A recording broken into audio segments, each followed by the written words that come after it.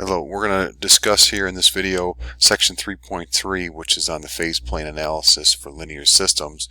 Okay, so this is coming right after we talked about solving linear systems, so we know now how to write down the solutions to linear systems with real eigenvalues, and we're going to discuss that in a little bit more depth in their graphs. Alright, so I'm going to go over to a handout here that I've got posted in OneNote. Alright, so what we're seeing so far is that we know how to solve certain linear systems. So we got a linear system with the coefficient matrix A, B, C, D. If we can find two linearly independent solutions, then the general solution takes the form of a linear combination of those linearly independent solutions. So a constant times the first one plus a constant times the second one.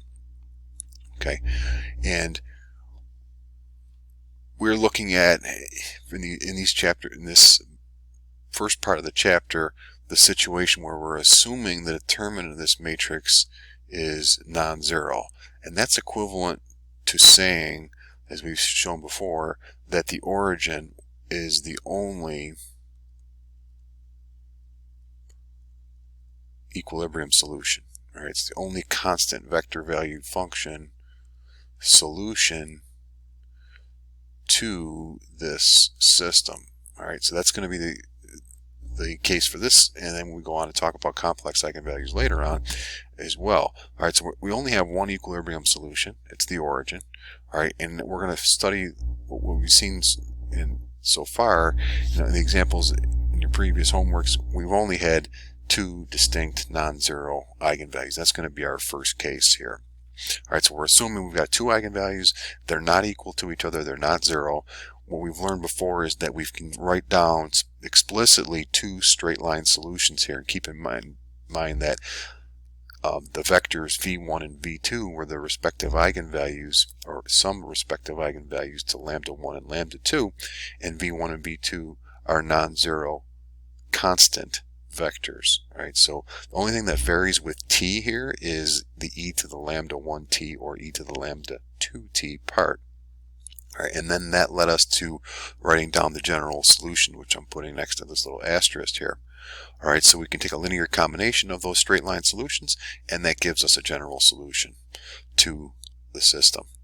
Okay, and that also shows us then, though, because v1 and v2 are fixed vectors, they don't change with t, that the long run behavior is going to be completely determined by the signs of these numbers, lambda 1 and lambda 2. And since we're talking about two numbers, and they're both two numbers that are not equal to each other, we only have three possibilities. Either they're both negative, they're both positive, or one's negative and one's positive. And that's going to, as we're going to see in a moment here, correspond to the situation where the origin is what we call a sinc equilibrium solution. If they're both negative, if both the eigenvalues are positive, it's going to be a source. Alright, and if one is negative, one's positive, it's going to be what we're going to call a saddle equilibrium solution. Saddle is like what we've seen before in chapter 1. Instead of the terminology node, we're going to call it a saddle for systems, for linear systems. We've seen the terminology sinc and source before. Alright, but why is it called a sinc when we're dealing with the situation where lambda 1 and lambda 2 are negative? It's a sinc because if we look at the general solution, then each one of these expressions, the e to the lambda 1t times v1, and then e to the lambda 2t times v2, again, it's all coming back to the fact that v1 and v2 are fixed. This is changing with t, and if lambda is negative, that's going to be exponential decay. It's going to approach 0. Same thing if lambda 2 is negative, then e to the lambda 2t is going to approach 0. So the whole thing is going to approach the 0 vector as t goes to infinity. Okay, so there's two straight line solutions in there, and every other solution, in fact, every other linear combination solution will also approach 0 if both of your eigenvalues are negative. If both of them are positive, the reverse of that's going to happen. Right? Those are going to correspond to exponential growth with those factors, everything's going to go away from the origin unless you're at the origin itself. If one's positive, one's negative, then we're going to be in kind of the in-between situation. All right, and we call that a saddle. Now we're going to investigate that in Maple in just a second. I've got these 3 examples that I want to do with you. Now I'm going to show you how to use the nice little phase portrait task that's built into Maple, but when we go to plug that in, we're going to want to be able to make sure we can convert seamlessly right from the matrix notation to the component notation. So just remember, this is equivalent to say to the system dx dt is equal to 2x plus 1y, or just y, and dy dt is equal 0x plus 1y. All right, so the right hand side for the first equation is 2x plus y. For the second equation is just y. All right, so again, converting from the vector notation to the component notation and vice versa is something that we've done before. All right, so just keep that in mind for all 3 of these examples that we're going to go through. All right, so now I'm going to flip over to Maple. Okay, and I've already got Maple open here, and I've got, you're seeing this phase portrait for autonomous system, but I had that loaded there just for brevity to speed the video up. All right, but what I want to do is to show you where you get that from. Okay, so you go up to Tools. All right, and then you're going to go to Tasks. All right, now after you do this one time, it will show up. So you're seeing the phase portrait task there. It won't be there the first time you do this though. So you got to go to Browse. Okay, now when you go into Browse here, I'm just going to make this window as large as I can here. So maximizing that, you're going to go over into Tasks, the Tasks folder. Inside the Tasks folder, you're going to see differential equations right somewhere there. So open up that differential equations folder. You hit the plus sign or double click on the word differential equations, you single click. Inside of there, you see 2 subfolders, ODEs and PDEs. We want to go into the ODEs folder. That means ordinary differential equations. The other one's about partial differential equations. And inside of there, you'll see the phase portrait for autonomous systems. All right, that's what we're going to insert into our Maple document. And what I like to choose here is insert minimal content. All right, so when I do that, this is what gets added. Okay, I don't know where. Okay, I paused just to rearrange a little bit. Didn't show up where I wanted it to. But this is what it will look like when you enter it in there. Now, what we want to do is we want to look at that first example we just had, which was 2x plus y is the right-hand side and dy dt is y. All right, now this is a very nice task or tool to use in Maple, but it's very punchy. It's very sensitive, so be careful and try to follow along what I'm doing here when you're using it. So what I like to do is just highlight, say the right hand side, that x dot, that's the same as, that's another notation for x or dx dt or x prime. Just highlight that stuff, hit backspace, and then type in the new right hand side, which is 2x minus y. Right, that was our right hand side there. Oops, it was plus y. And so I'll make that a plus y. Similar for the second box there, just highlight everything, left click, highlight it. Don't delete the box. That's the one thing you don't want to do.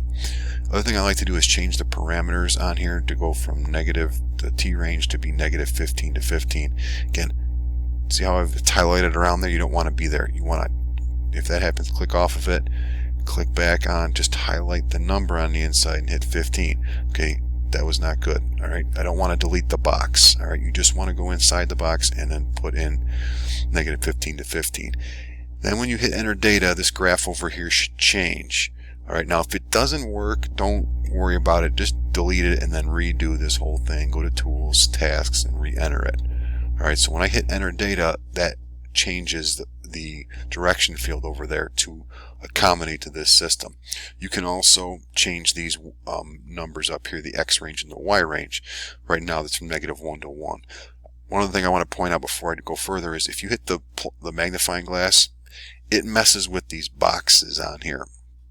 Okay, so be careful about that. You actually want to zoom out quite a bit when you're using this so that you don't see those kind of up and downs, because again, that will make this even touchier. Now, what's nice about this task is you can left click on this graph, and what it will do is it'll draw the solution to that system of differential equations in the direction field through the point that you clicked on. Alright, now what we can see happening here, it turns out that this system has two eigenvalues. One's +2, the other is +1. You can see from the arrows in the picture everything's flowing away from the origin. Alright, and I can't maybe quite click on it, but there's a, well, I might have just got it right there. There's a straight line solution right there, and there's a straight line solution somewhere over here, okay, corresponding to those. Alright, and all the other ones kind of curl away from the origin and outwards, alright, from those straight line solutions. Alright, so that's an example of where we would call a sink equilibrium solution. Alright, so oops, I said that backwards. That's a source, right? Everything's flowing away from the origin. That's a source. Alright, so if we were going to categorize for example 1, example 1 is a source equilibrium solution, meaning the only equilibrium solution is the origin, and the origin is a source in this example. I have the next two loaded into Maple, so let's go through and talk and show those two. Alright, so I'm going to open this one up.